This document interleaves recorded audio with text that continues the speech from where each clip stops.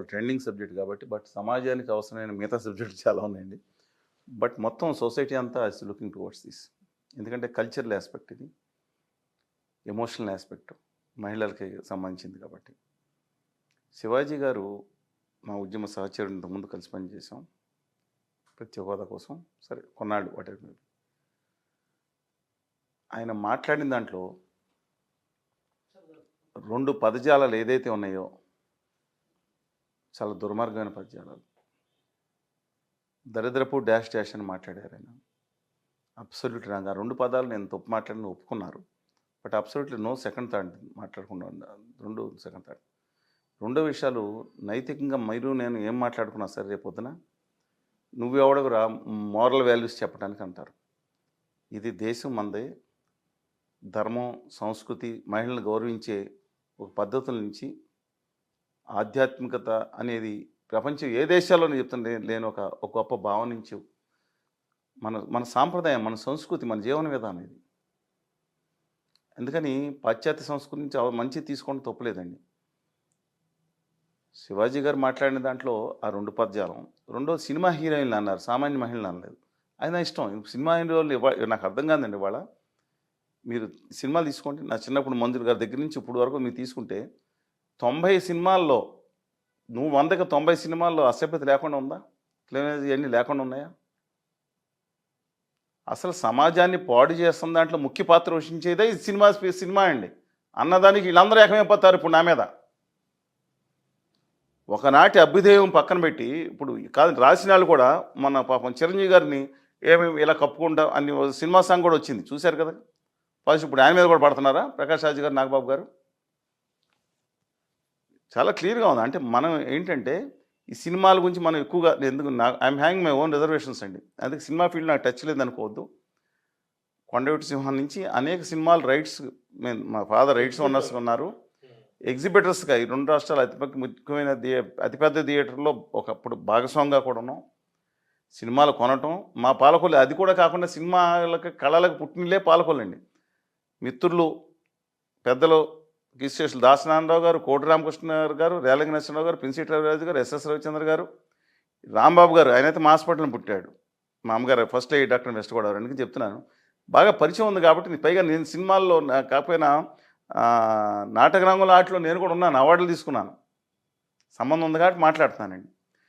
అందుకని ఈ సినిమా ఎట్లా తయారైందంటే వాళ్ళ పరిశ్రమను గొంగొట్టలో అన్నం తింటా ఎంటుకలు వచ్చాయని ఉన్నట్టుందంట.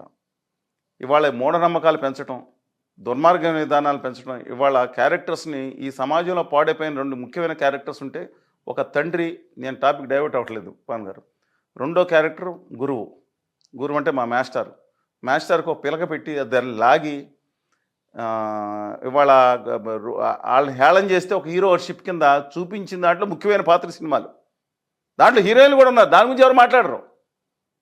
హీరోయిన్లో ఆంటీలో ఎవరు ట్రోల్ చేసుకున్న వాళ్ళు ఉంటారు కదా, అసంగతి వాళ్ళు మాట్లాడరు, హీరోలు కూడా మాట్లాడరు. If I'm wrong please correct me అండి. ఇవాళ ఆ తర్వాత తండ్రి క్యారెక్టర్. ఈ తండ్రి క్యారెక్టర్ని అపహాస్యం చేశారు. చదువుకోరంటే తల్లి ఆయన తిట్టుతున్నట్టు. ఒక సినిమాలో నేను అంటలేదండి, రిపీటెడ్గా ఈ 2 క్యారెక్టర్స్ని నాశనం చేశారు. యాసలను వాడుకోవడం తప్పన్న. సినిమాకి చూద్దాం. మళ్ళీ చెప్తున్నా, సినిమాకి చూద్దాం. ఆ తర్వాత మా చిన్నప్పుడు మలయాళం సినిమాలు వచ్చాయి. నేను డిగ్రీ అయ్యేంత వరకు ఇంట్లో చెప్పకుండా సినిమాకి వెళ్ళలేదండి. ఏ సినిమాని ఇంట్లో అనుమతి అందుకే చెప్పమని ఇంట్లో చెప్పేస్తారు మా డాక్టర్ గారు చెప్తున్నాను. కానీ మలయాళ సినిమాలు వచ్చాయంట ఆ రోజుల్లో. పరమ చెత్త దరిద్రం ఉంది. మంచి సినిమాలు కూడా ఉండేవి అనుకోండి. చెత్త దరిద్రం చూపించేసి ఆఖరణ ఇలాంటి పనులు చేస్తే పిల్లలు పాడైపోతారని చెప్పి చిన్న డైలాగు. 2 గంటల్లో 1 గంట 59 నిమిషాలు అర్థమైన దరిద్రం చూపించి, చెత్త చూపించి ఆఖరణ డైలాగు. అది సంస్కారం అండి. ఇవాళ మూఢనమ్మకాలు పెంచుకుంటా ఉన్నారు. ఇవాళ నేను మళ్ళీ ధర్మతేజ గారు సినిమా తీశారు ఒకటి, చిత్రం అనే సినిమా. మళ్ళీ ప్రొడ్యూస్ చేసింది ఒక పెద్ద మీడియా సంస్థ. బళ్ళారిలో చదువుకుంటున్న పిల్లలు 16 ఏళ్ళు 17 ఏళ్ళ పిల్లలు అనంతపూర్ వచ్చి వాళ్ళు చెప్పిన ఒకే మాట, ఈ సినిమా నుంచి ఉత్తేజం పొందాము, కడుపు ప్రెగ్నెంట్గా వచ్చారు, మైనర్ వీళ్ళు పెళ్లి చేసుకుంటామని నేను చెప్పింది క్వైట్ లాంగ్ బ్యాక్ అండి. ఇంతమంది అంటే దాన్ని బట్టి నేను పాడైపోతారా, మిగతా రావట్లేదు అని చెప్పొచ్చు, వేరే చెప్పొచ్చు. At what stage? అంటే మీరు ఇప్పుడు లాస్ అయిపోయి మంచి అభ్యుదయ సినిమాలు మార్పు తీర్పు మా దూరపు బంధువులు కాకున్నారు విశ్వేశ్వరరావు గారిని అద్భుతమైన సినిమా తీశారు రామారావు గారు. ఏం చెప్పదలుచుకున్నారు ఇప్పుడు శివాజీ కామెంట్స్ మహిళల మీద? నేను మొట్టమొదటి చెప్తున్నాను, సినిమా పరిశ్రమ అనేదే ఇలా తయారైంది. దాంట్లో కొద్దిమంది తప్ప మినహా తప్ప మిగతా వాళ్ళు ఎలా ఉన్నారో కనీసం కన్సర్న్ కూడా లేదు. అది నా మెయిన్ పాయింట్. దాని గురించి ఒక పెద్ద అదొక ఒక దిక్కుమాల పరిశ్రమ తయారైందనే అనేక మంది భావంతో కొంతవరకు ఏకీపిస్తున్నాను నేను. కమింగ్ బ్యాక్ టు శివాజీ గారు 2 పద్యాలను తప్ప ఆయన సినిమా హీరోయిన్ల గురించి మాట్లాడారు. అలా మాట్లాడకూడదు, ఎందుకంటే సినిమా హీరోయిన్లు ఇప్పుడు ఏ సినిమాలు ఎవరు ఎక్స్పోజ్ చేయకుండా వచ్చారండి.